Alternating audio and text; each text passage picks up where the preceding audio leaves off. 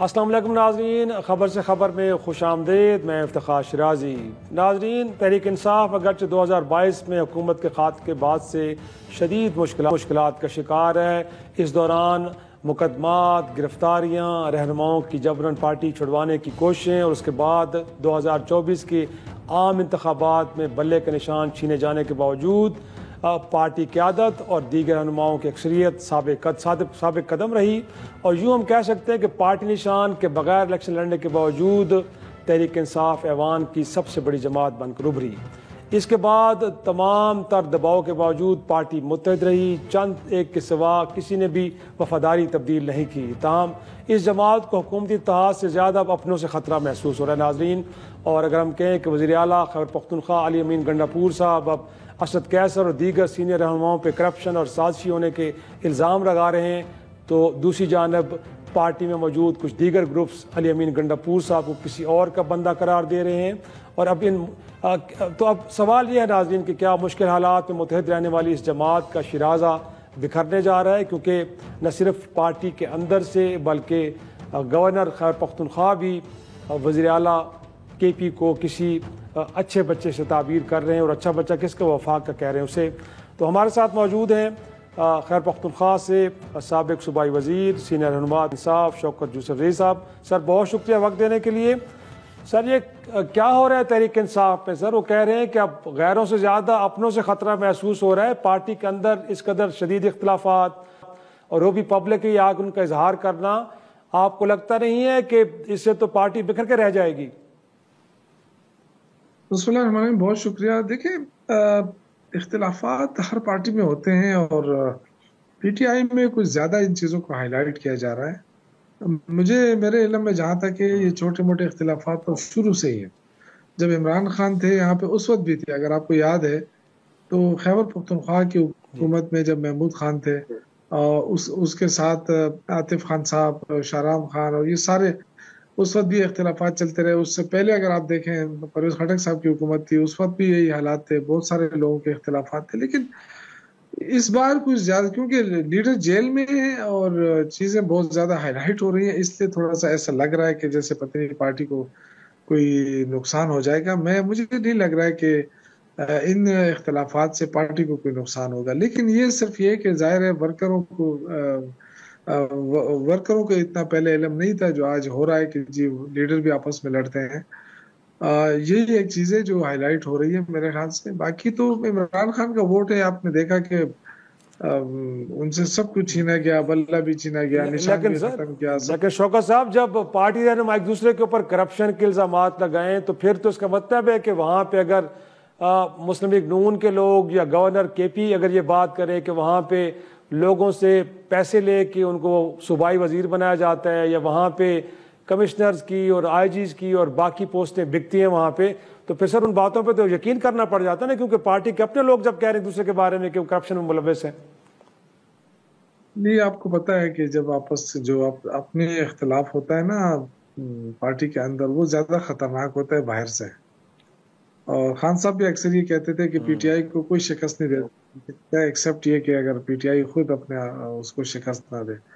تو اس وقت یہ صورتحال ہے کہ یہاں پہ تو اپوزیشن نام کی کوئی چیز ہے نہیں نا۔ جو اپوزیشن ہے وہ ایسے ہی بس اپنے، پہلے بھی وہ لوگ اپنے لیے کام کرتے رہے، نہ صوبے کے لیے کام کرتے رہے نہ کسی اور چیز کے لیے، بس وہ تو اس لیے جو اپوزیشن ہے وہ بھی پی ٹی آئی کر رہی ہے، اور جو حکومت ہے وہ بھی پی ٹی آئی کر رہی ہے۔ تو اس لیے تھوڑے بہت دوسرے یہ کہ ہمارے پارٹی کے اندر ایک تو یہ ہے کہ تھوڑی سی آزادی زیادہ ہے، ہم بولتے ہیں، کھل کر بولتے ہیں، تو وہ جو چیزیں کچھ بہت زیادہ میڈیا کے اوپر چلی جاتی ہیں تو اس سے تاثر یہ ہوتا ہے کہ پتہ نہیں پی ٹی آئی میں دھڑے بندیاں ہو گئی۔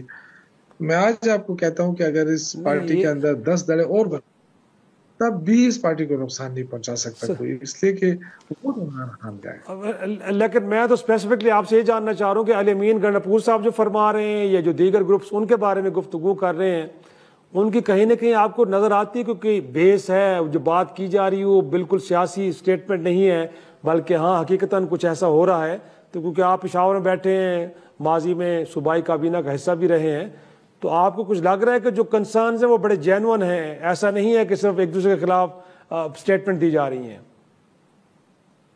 دیکھیں، آسان سا کام ہے کہ اگر کوئی الزام لگاتا ہے تو وہ کسی بیس کے اوپر لگاتا ہے تو پھر وہ ثبوت ہوتے ہیں. وہ ثبوت سب سے بہترین چیز تو یہ کہ ثبوت آ جائے.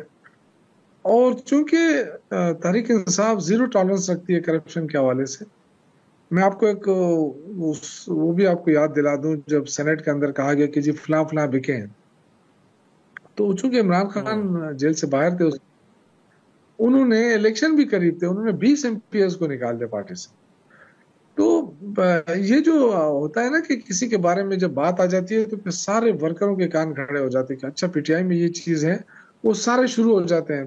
جب تک جب وہ چیزیں ثابت ہوتی ہیں اس سے پہلے ہی لوگوں کو مطلب کافی پھینٹیاں لگ چکی ہوتی ہیں. تو یہ پی ٹی آئی میں زیرو ٹالرنس ہے کرپشن کے حوالے سے. اب یہ کہ الزام لگے ہیں، بالکل ان کی انویسٹیگیشن ہو جائے بہتر ہے. اور دودھ کا دودھ پانی کا پانی، کیونکہ سب تو نہیں مانتے یہ چیز.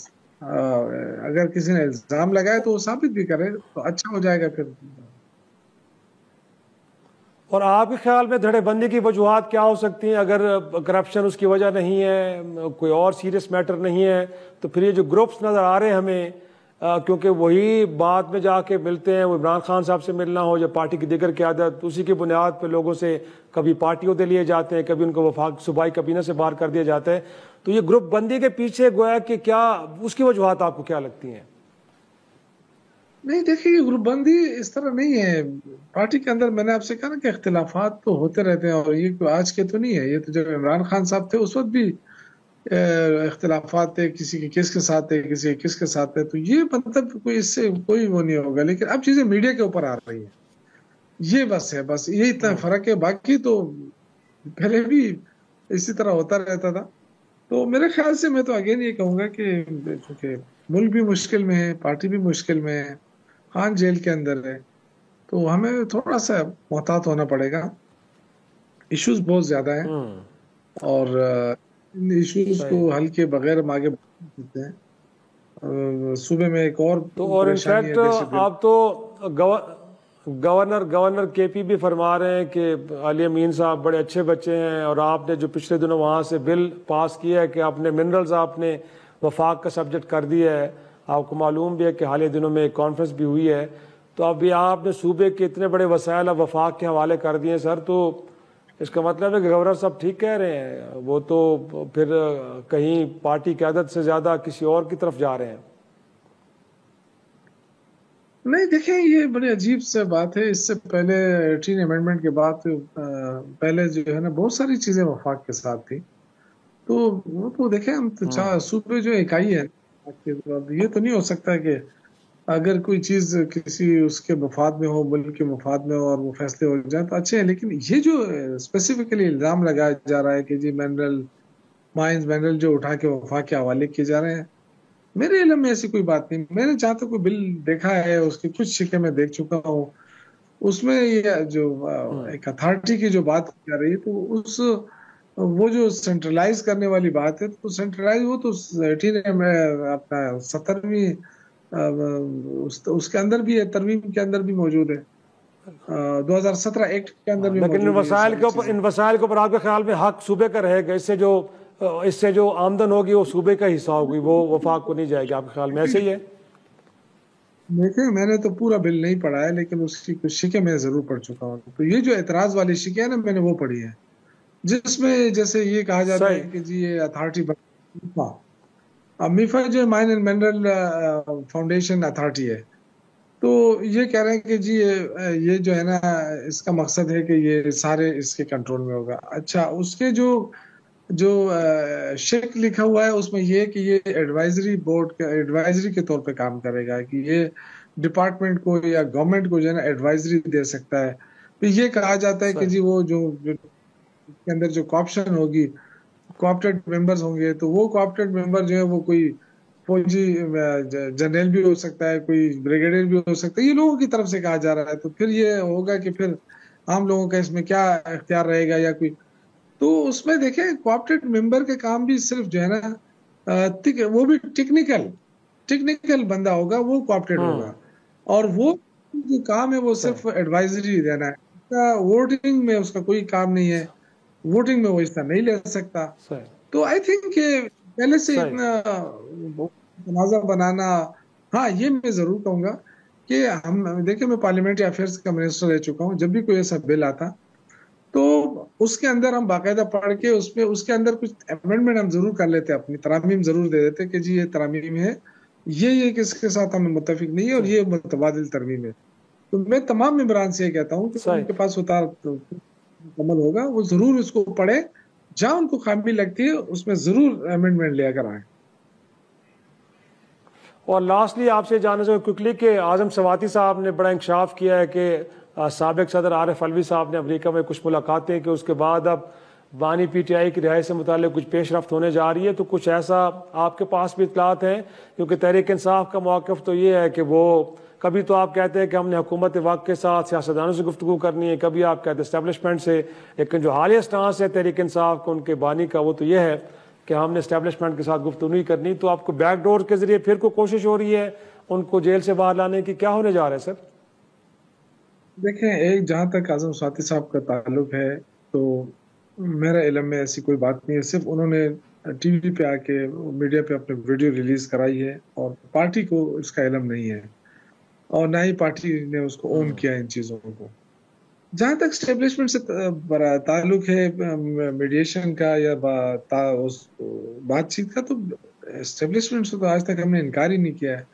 ہم تو آج بھی سمجھتے ہیں کہ جن کے پاس اختیار ہے ان سے بات چیت ہونی چاہیے، وہ خان صاحب بھی کہتے ہیں. تو اس بات سے تو کوئی انکار نہیں ہے. دوسرا جو سیاسی آپ کہتے ہیں کہ جب ہم سیاسی لوگوں سے بھی بات کرنا چاہتے ہیں، دیکھیں ہمارا موقف شروع سے کیا تھا، ہم سمجھتے تھے کہ اس حکومت کے پاس اختیار نہیں ہے. یہ وقت ضائع کرنے والی چیز ہے کیونکہ یہ دوسروں کے راہ مقام پر چل رہے ہیں. لیکن ہمیں مجبور کیا گیا بہت زیادہ کہ جی یہ سیاسی لوگوں سے بات نہیں کرنا چاہتے ہیں. عمران خان نے کمیٹی بنائی، آپ کے سامنے ہم نے مذاکرات کیے، لیکن انتہائی غیر سنجیدہ رویہ اپنایا گیا حکومت کی طرف سے. پھر یہ انہوں نے کہا کہ یہ تو چلے گئے، ہماری بات سنے بغیر چلے گئے. بھائی صاحب، ہم بغیر سنے نہیں گئے. ہم نے جو آپ کو ریٹرن دیا، جو پوائنٹس آپ کو دیے، آپ نے تو کمیٹی کا انتظار نہیں کیا، آپ نے تو اسی دن پریس کانفرنس کر کے کہہ دیا کہ جی یہ ہمارے لیے قابل قبول نہیں ہے. تو جب آپ نے پریس کانفرنس کر دی تو اس کے بعد تو پھر آپ کے ساتھ بیٹھنے کا کوئی وجہ ہی نہیں تھی. تو اس لیے یہ الزام نہ لگایا جائے کہ ہم، اور عمران خان اس معاملات کے اوپر سیریس تھے اس لیے انہوں نے کمیٹی بنائی. حکومت کی طرف سے آج تک کوئی کمیٹی نہیں بنی. بتائی گئی. پوائنٹ آ گیا سر، پوائنٹ آ گیا. شوکت صاحب بہت شکریہ آپ کا وقت دینے کے لیے. ناظرین چھوٹا سا بریک لیں گے اور بریک کے بعد سیاسی معاملات گویا کہ ٹمپریچر کو کیسے نیچے لایا جائے، یا تحریک انصاف کو لے کے جو حکومت پہ الزام ہے کہ ان کے اقدامات کو مناسب نہیں ہے. ایک چھوٹا سا بریک کے بعد حکومتی شخصیت سے اس کا جواب لیں گے.